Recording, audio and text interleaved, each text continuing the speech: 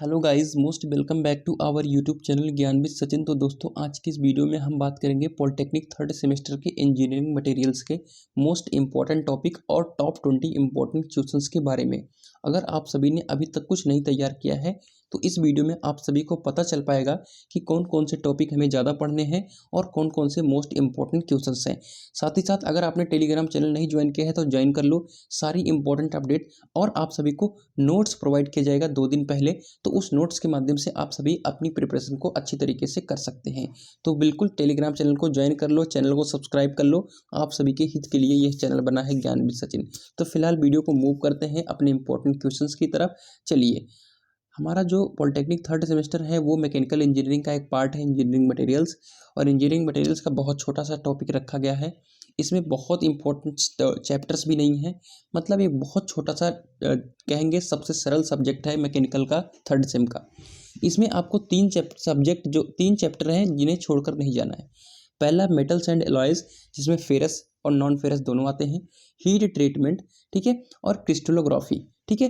Clear हो गई बात। ये तीनों बहुत इंपॉर्टेंट है। और पहला इंट्रोडक्शन में स्टिफनेस क्या है, टफनेस क्या है, हार्डनेस क्या है, हार्डनेस को टेस्ट कैसे किया जाता है, इन सब के बारे में। अगला इंपॉर्टेंट है advance material identification and testing of materials. तो ऊपर के जो तीनों मैंने बताए वो मोस्ट इंपॉर्टेंट है। अगर उन्हें आप तैयार कर लेते हैं तो 30 नंबर तो वहीं से आपके मिल जाते हैं, ठीक है। जो हमारा पहला इंपॉर्टेंट क्वेश्चन है वह है क्रिस्टलोग्राफी की परिभाषा दीजिए। क्रिस्टलोग्राफी क्या होता है? क्रिस्टल संरचना में स्पेस लैटिस को उदाहरण सहित समझाइए, ठीक है। तो स्पेस लैटिस क्या होता है, एग्जाम्पल के थ्रू आप समझाइए। इसमें एक टिप्पणी लिखने के लिए 5 नंबर का क्वेश्चन आता है, जिसमें 7 क्वेश्चन दिए होते हैं, जिसमें 5 पर टिप्पणी लिखना होता है, छोटा छोटा लिखना होता है। इसमें है टूटने की अंतरावली, सतह कठोरण, प्लेन कार्बन स्टील के गुण, ठीक है। प्लेन कार्बन स्टील के गुण में बताना था कि आपको low carbon steel, medium carbon steel and high carbon steel. Low carbon steel की परसेंटेज कितनी होती है कार्बन की, अगर आप सभी को पता है तो जरूर कमेंट बॉक्स में बताइएगा। फूड ग्रेड प्लास्टिक, ऊष्मा सह ईंटें, स्मार्ट मटेरियल, हार्डनेस, मशीनन योग्यता यानी मशीनेबिलिटी, मेलिएबिलिटी, आघातवर्धीनता, समानीकरण, स्टेनलेस स्टील, ठीक है। तो इतने चीज़ें हैं जिन्हें पर आपको टिप्पणी अच्छी तरीके से तैयार कर लेना है। पदार्थों में थकान, जिसे हम कहते हैं फटीग रेजिस्टेंस, और साथ ही साथ क्रीप भी आप तैयार कर लेना, क्रीप और फटीग, ठीक है। क्लियर हो गई बात। चलिए, अगला है बेरिंग पदार्थ, atomic packing factor, hardening test, ठीक है। इतनी चीज़ें हैं, अगर आप इतने तैयार कर लेते हैं तो आप सभी का अगर टिप्पणी वाला क्वेश्चन आता है तो आप सभी बिल्कुल अच्छी तरीके से कर पाओगे। अगला है जस्ता के गुण एवं उपयोग बताइए, इसकी एलॉय तथा इनके इस्तेमाल के भी गुण बताइए। तो जस्ता के गुण आप सभी को तैयार कर लेना है। जस्ता का मतलब हो गया आपका जेडन, जिंक, ठीक है। अगला है प्लास्टिक का वर्गीकरण कीजिए, उदाहरण सहित समझाइए।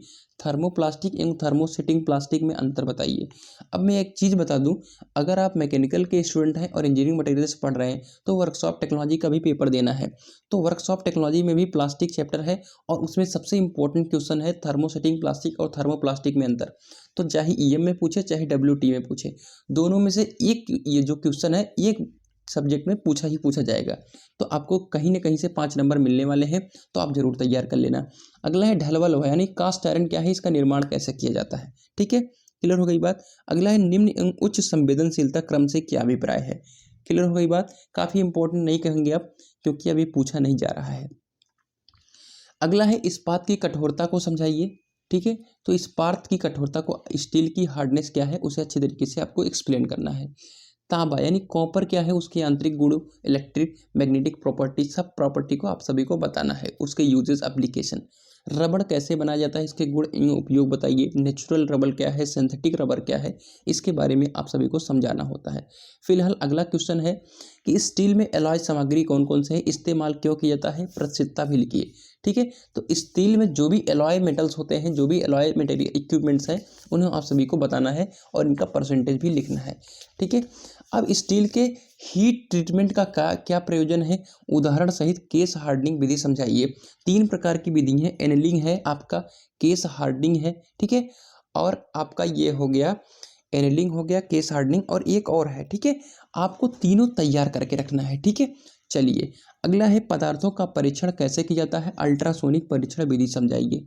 फिर लोहे के विभिन्न पार्टों को समझाना है और विभिन्न प्रकार की ऊष्मा उपचार भट्ठी कौन कौन सी है, इंडक्शन हार्डनिंग के सिद्धांत का वर्णन कीजिए। ठीक है, चलिए, तो इतना इंपॉर्टेंट क्वेश्चंस आप सभी को इंजीनियरिंग मटेरियल्स में देखने को मिला है।